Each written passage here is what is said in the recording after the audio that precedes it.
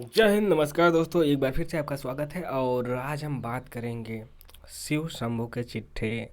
लिखा गया है बाल मुकुंद गुप्त के द्वारा। वचन स्वर 19 का है और भाग 1 हो चुका है। आज होगा भाग 2, शिव शंभू के चिट्ठे। जो लॉर्ड कर्जन, जो भारत का वायसराय मतलब था, वायसराय गवर्नर जनरल अंग्रेजों के शासनकाल में, उसको लिखा गया है। तो आइए देखते हैं क्या है आगे। भारतवासी जरा भय न करें, उन्हें लॉर्ड कर्जन के शासन में कुछ करना न पड़ेगा। आनंद ही आनंद है। चैन से भांग पियो और मौज उड़ाओ। भांग पियो मौज उड़ाओ, नजीर खूब कहा गया है। कुंडी के नकारे पे खुद के का लगा डंका। नित भंग भांग पी के प्यार दिन रात बजा डंका। पर एक प्याला इस बूढ़े ब्राह्मण को देना भूल न जाना। भारत मित्र में यह 26 नवंबर 1904 को प्रकाशित हुआ है। वायसराय का क्या कर्तव्य है, आइए देखते हैं क्या लिखा गया है इसमें। माई लॉर्ड, माई लॉर्ड, आपने इस देश में फिर पदार्पण किया है, इससे यह भूमि कृतार्थ हुई है। समझ में आया? आपने इस देश में फिर से पदार्पण किया है, इससे यह भूमि पुनः कृतार्थ हुई है। विद्वान, बुद्धिमान और विचारशील पुरुषों के चरण जिस भूमि पर पड़ते हैं वह तीर्थ बन जाती है। आप में उक्त तीनों गुण के सिवा चौथा गुण राज शक्ति का है। अतः आपके श्री चरण स्पर्श से भारत भूमि तीर्थ से भी कुछ बढ़कर बन गई। आप गत मंगलवार को फिर से भारत के राज सिंहासन पर सम्राट के प्रतिनिधि बनकर विराजमान हुए हैं। आप भगवान आपका मंगल करे और इस पति देश की मंगल की इच्छा आपके हृदय में उत्पन्न करे। बम्बई में पाँव रखते ही आपने अपने मन की कुछ बात कह डाली है। यद्यपि बम्बई की म्यूनिसपैलिटी ने वह बातें सुनने की इच्छा अपने अभिनंदन पत्र में प्रकाशित नहीं की, तथापि आपने बेपूछे ही कह डाली। ठीक उसी प्रकार बिना बुलाए यह दिन भंगड़ ब्राह्मण शिव शंभू शर्मा तीसरी बार अपनी चिट्ठा लेकर आपकी सेवा में उपस्थित हैं। इसे भी प्रजा का प्रतिनिधि होने का दावा है। इसी से यह राज प्रतिनिधि के सम्मुख प्रजा का कच्चा चिट्ठा सुनाने आया है। आप सुनिए ना, सुनिए, यह सुना कर रही जावेगा। अवश्य इस देश की प्रजा ने इस दीन ब्राह्मण को अपनी सभा में बुलाकर कभी अपने प्रतिनिधि होने का टीका नहीं किया और न कोई पट्टा लिखा दिया है। आप जैसे बाजाप्ता राज प्रतिनिधि और वैसे ही बाजाप्ता शिव शंभू प्रजा का प्रतिनिधि नहीं है। आपको सम्राट ने बुलाकर अपनी वायसराय फिर से बनाया। विलायती गजट में खबर निकाली, वही खबर तार द्वारा भारत में पहुंची। मार्ग में जगह जगह स्वागत हुआ। बम्बई में स्वागत हुआ, कलकत्ते में हुआ, कई बार गजट हुआ। रेल से उतरते और राज सिंहासन पर बैठते समय 2 बार सलामी की तोपे सर हुई। कितने ही राजा, नवाब, बेगम आपके दर्शनार्थ बम्बई पहुंचे। बाजे बजते रहे, फौजें सलामी देती रही। ऐसी एक भी सनद प्रजा प्रतिनिधि होने के शिव शंभू के पास नहीं है, तथापि वह इस देश की प्रजा का, यहाँ के चिथड़ा पोष कंगालों का प्रतिनिधि होने का दावा रखता है। क्योंकि उसने इस भूमि में जन्म लिया है, उसका शरीर भारत की मिट्टी से बना है और उस मिट्टी में अपने शरीर की मिट्टी को एक दिन मिला देने का इरादा रखता है। बचपन में इस देश की धूल में लुटकर बड़ा हुआ। इसी भूमि के अन्न जन से उसका प्राण रक्षा होता है। इसी भूमि से कुछ आनंद हासिल करने की उसे भांग की चंद पत्तियां मिल जाती है। गांव में उसका कोई झोपड़ा नहीं, जंगल में खेत नहीं, एक पत्ती भर भी उसका अधिकार नहीं। पर इस भूमि को छोड़कर उसका संसार में कहीं ठिकाना भी नहीं। इस भूमि पर उसका जरा स्वत न होने पर भी इसे वह अपनी समझता है। शिव शंभू को कोई नहीं जानता, जो जानते हैं वह संसार में एकदम अनजान है। उन्हें कोई जानकर भी नहीं जानना चाहता। जानने की चीज शिव शंभू के पास कुछ है भी नहीं। उसके पास कोई उपाधि नहीं है, राज दरबार में उसकी कोई पूछ नहीं है, हाकिमों से हाथ मिलाने की उसकी हैसियत नहीं है, उसकी हाँ में हाँ मिलाने की उसे ताब नहीं है। वह एक कपरदक शून्य घमंडी ब्राह्मण है। हे राज प्रतिनिधि, क्या उसकी 2-4 बातें सुनिएगा हो। आपने बम्बई में कहा है कि भारत भूमि को मैं किस्सा कहानी की भूमि नहीं, कर्तव्य की भूमि समझता हूँ। उसी कर्तव्य के पालन के लिए आपको ऐसे कठिन समय में भी दूसरी बार भारत में आना पड़ा। माई लॉर्ड, इस कर्तव्य भूमि को हम लोग कर्म भूमि कहते हैं। आप कर्तव्य पालन करने आए हैं और हम कर्मों का भोग भोगने। आपके कर्तव्य पालन की अवधि है, हमारे कर्म भोग की अवधि नहीं। आप कर्तव्य पालन करके कुछ दिन पीछे चले जाएंगे। हमें कर्म के भोग भोगते भोगते यहीं समाप्त होना होगा और न जाने फिर कब तक वह भोग समाप्त होगा। जब थोड़े दिन के लिए आपका इस भूमि से स्नेह है तो हम लोगों का कितना भारी स्नेह होना चाहिए, यह अनुमान कीजिए। क्योंकि हमारा इस भूमि से जीने मरने का साथ है, जन्म जीने मरने। माई लॉर्ड, यदि भी आपको इस बात का बड़ा अभिमान है कि अंग्रेजों में आपकी भांति भारतवर्ष के विषय में शासन नीति समझने वाला और शासन करने वाला नहीं है। यह बात विलायत में भी आपने कई बार हेर फेर लगाकर कही और इस बार भी बम्बई में उतरते ही फिर कही। आप इस देश में रहकर 72 महीनों तक जिन बातों की नींव डालते रहे, अब उन्हें 24 माह से उससे कम में पूरा कर जाना चाहते हैं। सरहदों पर फौलादी दीवारें बना देना चाहते हैं, जिससे इस देश की भूमि को कोई बाहरी शत्रु उठाकर अपने घर में न ले जावे। अथवा जो शांति आपके कथानुसार धीरे धीरे यहाँ संचित हुई है, उसे इतना पक्का कर देना चाहते हैं कि आपके बाद जो वायसराय आपके राज सिंहासन पर बैठे, उसे शौकीनी और खेल तमाशे के सिवा दिन में और नाच बाल या निद्रा के सिवा रात को कुछ न करना पड़े। पर सच जानिए कि आपने इस देश को कुछ नहीं समझा, खाली समझने की सेखी में रहे और आशा नहीं की कि इन अगले कई महीनों में भी कुछ समझे। किंतु इस देश ने आपको खूब समझ लिया और अधिक समझने की जरूरत नहीं रही। यद्यपि आप कहते हैं कि यह कहानी का देश नहीं, कर्तव्य का देश है, फिर भी यहाँ की प्रजा ने समझ लिया है कि आपका कर्तव्य ही कहानी है। एक बड़ा सुंदर मेल हुआ था, अर्थात आप बड़े घमंडी शासक हैं और यहाँ की प्रजा के लोग भी बड़े भारी घमंडी है। पर कठिनाई इसी बात की है कि दोनों का घमंड दो तरह का है। आपको जिन बातों का घमंड है उन पर यहाँ के लोग हंस पड़ते हैं। यहाँ के लोगों का जो घमंड है उसे आप समझते नहीं और शायद समझेंगे भी नहीं। जिन आडंबरों को करके आप अपने मन में बहुत प्रसन्न होते हैं या यह समझ बैठते हैं कि बड़ा कर्तव्य पालन किया, वह इस देश की प्रजा की दृष्टि में कुछ भी नहीं है। वह इतने आडंबर देख सुन चुकी है और कल्पना कर चुकी है और किसी आडंबर का असर उस पर नहीं हो सकता। आप सरहद को लोहे की दीवार से मजबूत करते हैं। यहाँ की प्रजा ने पढ़ा है कि एक राजा ने पृथ्वी को काबू में करके स्वर्ग में सीढ़ी लगानी चाहिए। आप और लॉर्ड किचनचर मिलकर जो फौलादी दीवार बनाते हैं, उससे बहुत मजबूत एक दीवार लॉर्ड कैनिंग बना गए थे। आपने अभी बम्बई की स्पीच में कैनिंग का नाम लिया है। आज 46 साल हो गए, दीवार अटल अचल खड़ी है। वह स्वर्गीय महारानी का घोषणा पत्र है जो 1 नवंबर 1858 ईस्वी को कैनिंग महोदय ने सुनाया था इलाहाबाद में। वही भारतवर्ष के लिए फौलादी दीवार है। वही दीवार भारतवर्ष की रक्षा करती है। उसी दीवार को भारतवासी अपना रक्षक समझते हैं। उसी दीवार के होते आपके या लॉर्ड किचन करके कोई दीवार बनाने की जरूरत नहीं है। उसकी आड़ में आप जो चाहे जितनी मजबूत दीवारें की कल्पना कर सकते हैं। आडंबर से इस देश का शासन नहीं हो सकता। आडंबर का आदर इस देश की कंगाल प्रजा नहीं कर सकती। आपने अपनी समझ में बहुत कुछ किया, पर फल यह हुआ कि विलायत जाकर वह सब अपने ही मुंह से सुनाना पड़ा। कारण यह है कि करने से कहीं अधिक कहने का आपका स्वभाव है। इससे आपका करना भी कहे बिना प्रकाशित नहीं होता। यहाँ की अधिक प्रजा ऐसी है जो अब तक भी नहीं जानती कि आप यहाँ के वायसराय और राजप्रतिनिधि है और आप एक बार विलायत जाकर फिर से भारत में आ गए हैं। आपने गरीब प्रजा की ओर न कभी दृष्टि खोलकर देखा, न गरीबों ने आपको जाना। अब भी आपकी बातों से आपकी वह चेष्टा नहीं पाई जाती। इससे स्मरण रहे कि जब आपने अपने पद को त्याग कर फिर स्वदेश में जाओगे, तो चाहे आपको अपने कितने ही गुण कीर्तन करने का अवसर मिले, यह तो कभी ना कह सकेंगे कि कभी भारत की प्रजा का मन भी अपने हाथ में किया था।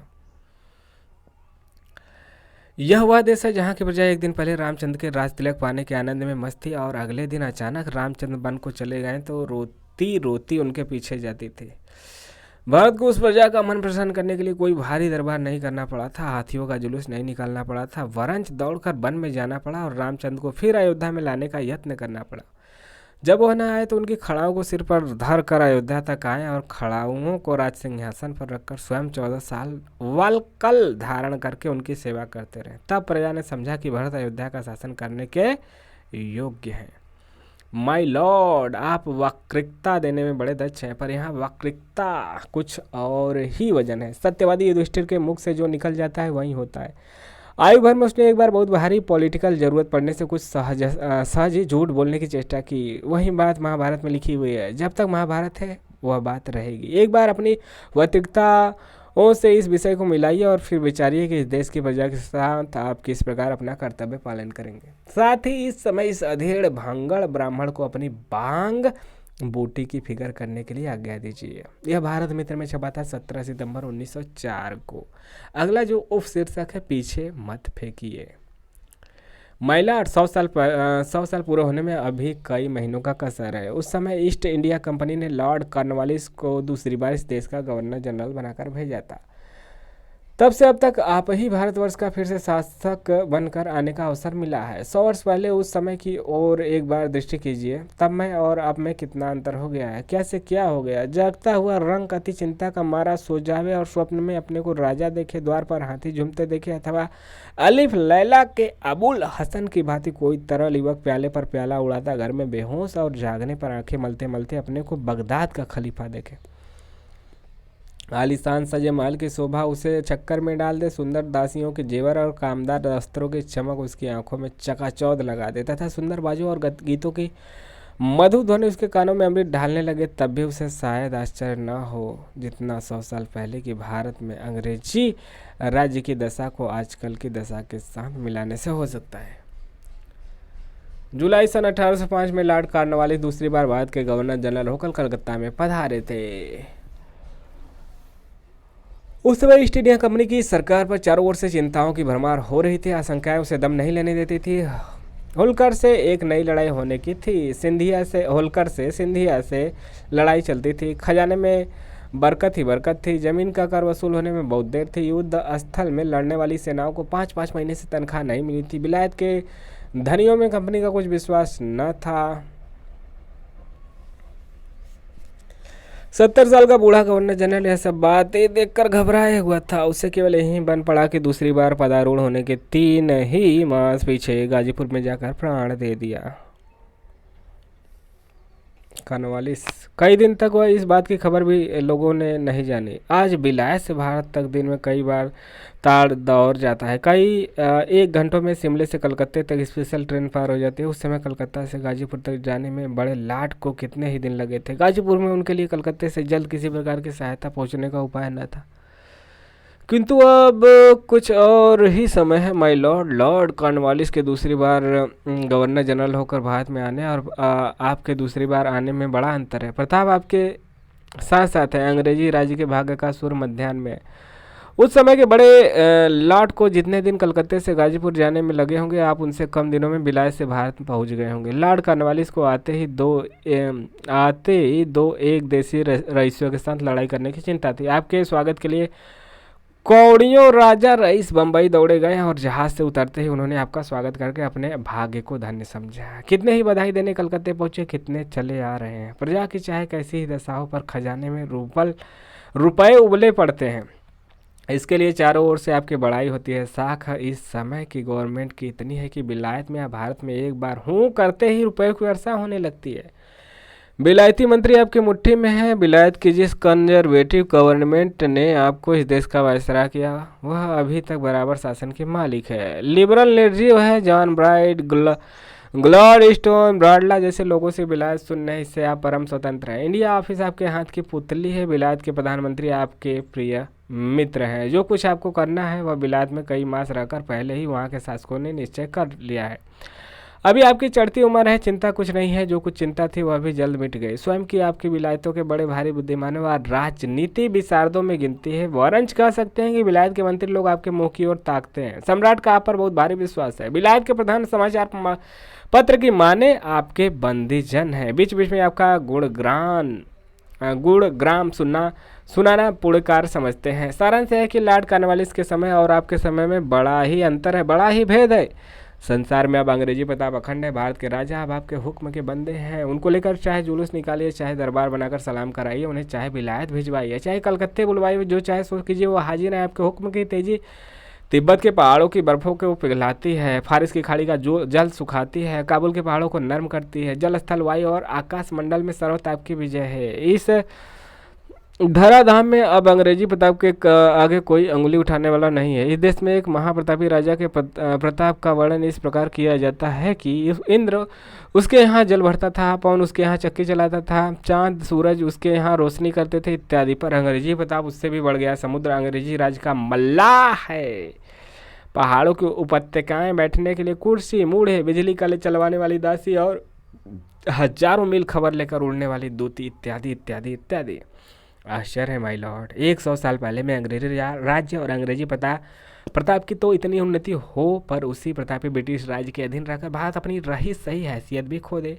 इस अपार उन्नति के समय में आप जैसे शासक के जिम्मे भारतवासियों को आगे बढ़ाने की जगह पीछे धकेलने की इच्छा उत्पन्न हो, उनका हौसला बढ़ाने की जगह उनकी हिम्मत तोड़ने में आप अपनी बुद्धि का अपव्यय करें। जिस जाति से पुरानी कोई जाति इस धराधाम पर मौजूद नहीं, जो हजारों साल से अधिक की ओर पराधीनता सहकर भी लुप्त नहीं हुई जीती है, जिसकी पुरानी सभ्यता और विद्या की आलोचना करके विद्वान और बुद्धिमान लोग आज भी मुग्ध होते हैं, जिसने सदियों से इस पृथ्वी पर अखंड शासन करके सभ्यता और मनुष्यत्व का प्रचार किया, वह जाति क्या पीछे हटाने और धूल में मिला देने के योग्य है। आप जैसे उच्च श्रेणी के विद्वान के जीव में यह बात कैसे समाई कि भारतवासी बहुत से काम करने के योग्य नहीं और उनके आपके सजाती यही कर सकते हैं।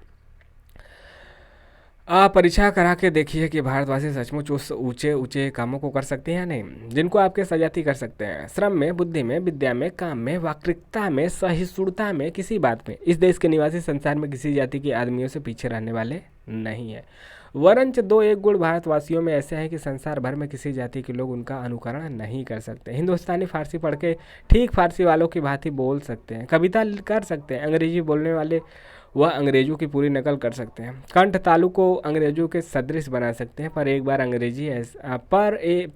भी अंग्रेज ऐसा नहीं है जो हिंदुस्तानियों की भांति साफ हिंदी बोल सकता हो। किसी बात में हिंदुस्तानी पीछे रहने वाले नहीं है। हाँ, दो बातों में वह अंग्रेजों की नकल या बराबरी नहीं कर सकते हैं। एक तो अपने शरीर के काले रंग को अंग्रेजों की भांति गोरा नहीं बना सकते, और दूसरे अपने भाग्य को उनके भाग्य में रगड़कर बराबर नहीं कर सकते।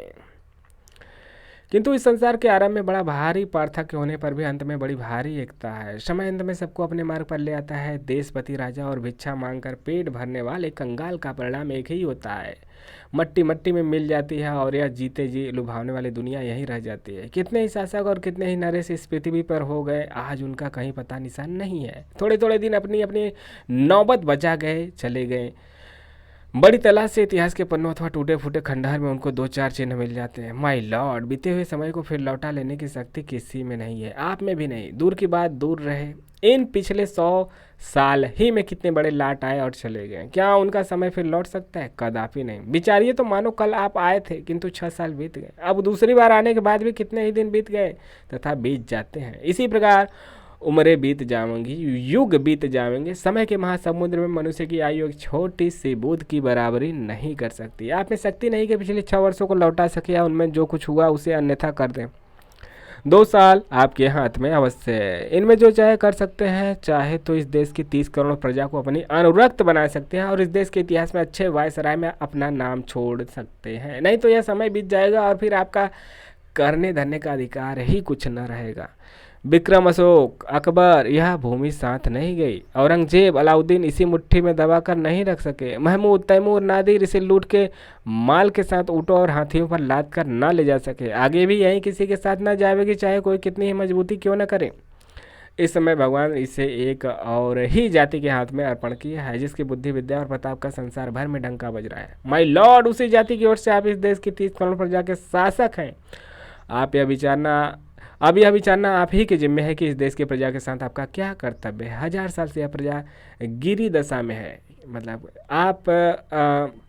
क्या आप चाहते हैं कि यह और भी 100-50 साल गिरती चली जाए? इसके गिराने में बड़े से बड़ा इतना ही लाभ है कि कुछ संकीर्ण हृदय शासकों की यथे इच्छाचारिता कुछ दिन और चल सकती है, किंतु इसके उठाने और संभालने में जो लाभ है उसकी तुलना नहीं हो सकती। इतिहास में सदा नाम रहेगा कि अंग्रेजों ने एक गिरी जाति के 30 करोड़ आदमियों को उठाया था। महिला दोनों में जो बात पसंद हो वह कर सकते हैं। कहिए क्या पसंद है, पीछे हटाना या फिर आगे बढ़ाना? भारत मित्र में 17 दिसंबर 1904 को यह छपा था। और भाग 2 आज शिव शंभू के चिट्ठे का भाग 2 आज समाप्त हुआ, जो कि लॉर्ड कर्जन के नाम लिखा गया है। लेखक बाल मुकुंद, वाचन सौरव साहब को यह भाग 2 इस निबंध का कैसा लगा जरूर कमेंट करके बताइएगा।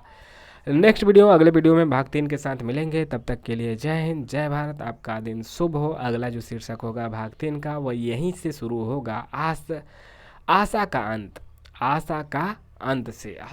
अंत से।